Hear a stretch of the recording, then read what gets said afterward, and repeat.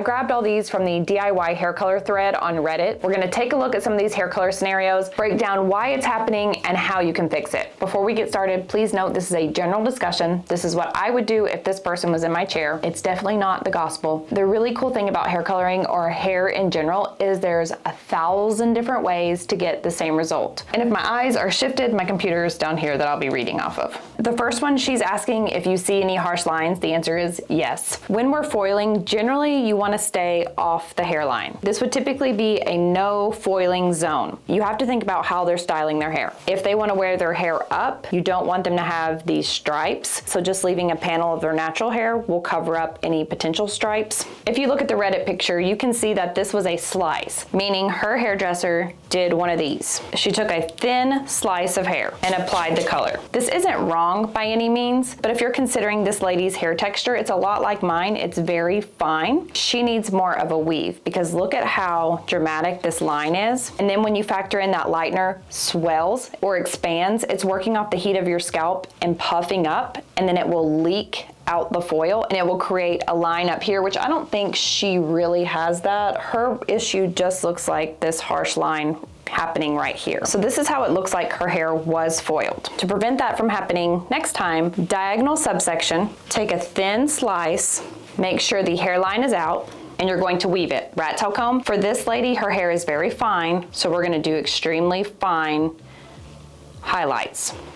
Pull this up. It's gonna make her hair look a lot thicker, making sure the foil or paper goes in diagonal. We're not doing straight because it's easier. It follows the part line. Drop the color off, and instead of keeping the brush horizontal, you're gonna turn it this way. We want to create a feathered effect, almost grass-like. Remember, we're not extending past the foil or paper because it will swell. We don't wanna create a line on the bottom, so it's not going all the way to the scalp, but it's a feathered grass look. How grass is like this, it's not unless you're on the dang golf course. So when we take this out, it's a more natural look.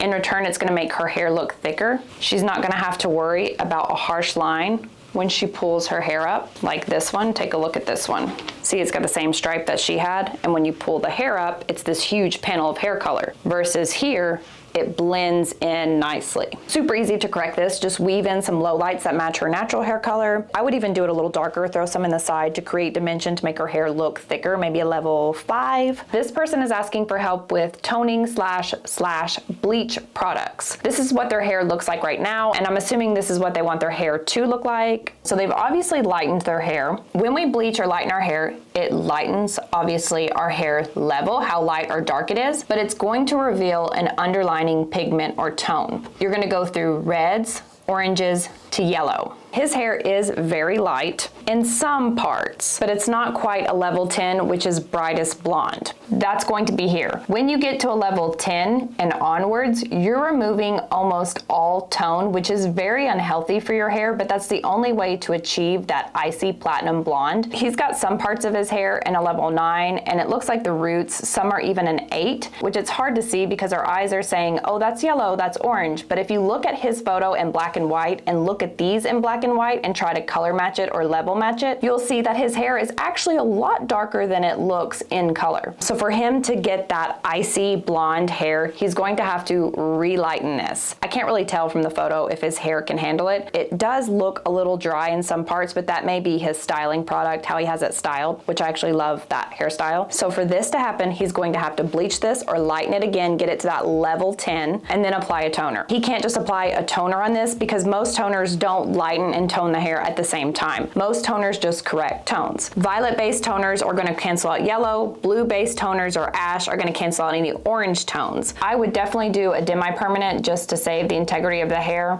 10T with 10P. 10T is titanium. It's that gray look, but I would suggest adding in the 10P, the pearl, so it doesn't turn too gray because it does look like his hair is a little bit porous. And I would leave this on not long, 3 to 5 minutes. You kind of just have to watch it, and maybe even applying the roots first and then the ends, because again, the ends do look a little porous. This next one is a haircutting question, but we're gonna throw it in here. He's asking what he should do with his hair. It's tough to see his face shape because he's got it blurred out, but I believe it's more on the rounder side. And he also has a very round haircut. Typically, you wanna combine shapes. So you have circle, triangle, square. There's absolutely nothing wrong with keeping the same shape, but if you're looking to minimize or accentuate features, you want to combine two different shapes. For him, I would keep the top. Love his hair color too. It's a beautiful strawberry blonde. Keep the top, but do square on the sides, and even do a pretty short square. You could even just do a traditional fade, put a triangle in there, make it have a diagonal line, and then keep that rounded shape. Keep your side part. This is looking a mess, but work with me here. Just removing this weight and doing a nice cleanup around the ears so you can see his ears. So you have really clean on the sides, and keeping that messier, and I mean that in the nicest way, a messier look on top. So you're combining not only two different shapes, you're combining two different textures. You have very sleek, straight, with a different rougher texture. From what I can tell, he has no reason to be hiding his ears. This will help brighten his face and show off his features. And at the top, he could use some sort of matte texturizing paste. American Crew, is it American Crew?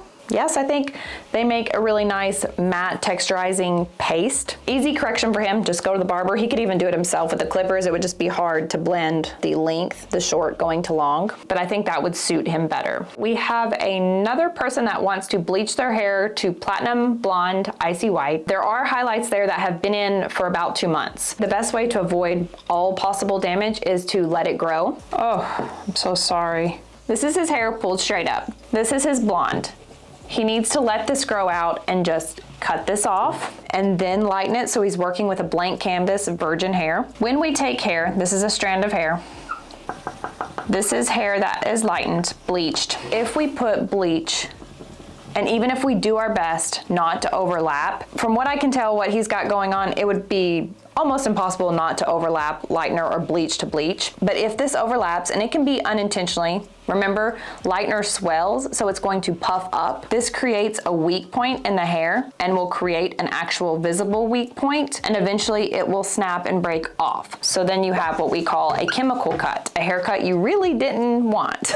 He could put lightener all over the head, do a soap cap, lightener, clarifying shampoo, and developer on damp hair. I can't really tell from the photo if his hair is healthy or not. It does look like it has a curl pattern that he's fighting against. I would just embrace the curl. He could do that. I would suggest him having a friend do it so they could actually get the roots first and then do their best not to overlap that lightener and then put whatever toner you could on top. His hair is pretty dark, so don't think he can get the icy white he wants to, but eventually over time he could. This lady says they didn't highlight my bangs or face framing pieces. So she's asking, how does she tell her hairdresser she doesn't like it and she disagrees? Simple answer, you just gotta tell them. In my opinion, the best time to tell someone you don't like it is really right then. If you tell someone in a nice way you don't like something, they're gonna fix it. And I, again, would much rather someone tell me right then and there, and I'd happily fix them, work them in, have them come back. To maintain that client relationship, I want you to come back.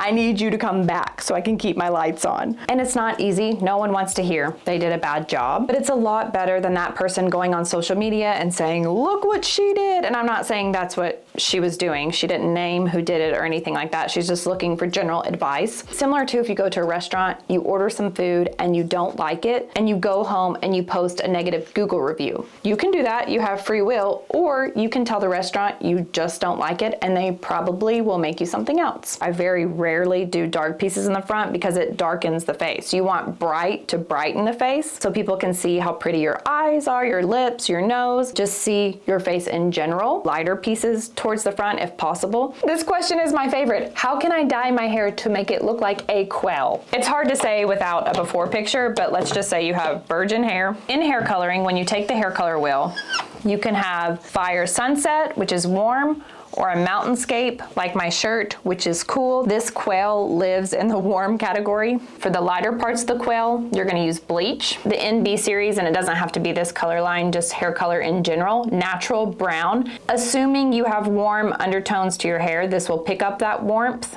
and create a really nice brown with dimension or depth. This one can look a little scary, but the RB series, red brown, I would mix this with a neutral 7 RB with 7 N equal parts, 10 volume to deposit. So it would be weaving in very small highlights, the brown lowlights, and then the red brown lowlights. A root smudge would be really nice so it didn't look what's the word? Early 2000s Christina Aguilera, those panels, a root smudge, lightly blending all of those together. I also love this one. I love when people go back to their natural hair colors. So she is wanting to go back to her natural hair color. The question is, what's a good color match and the best way to go about this, assuming I need a fill color as well? The first photo looks like she has extremely dark roots, and the second photo, they don't look near as dark. We'll look at the first photo since it's the most dramatic. Here she is. We'll give her eyelashes. Here's her hair. She's got natural color roots,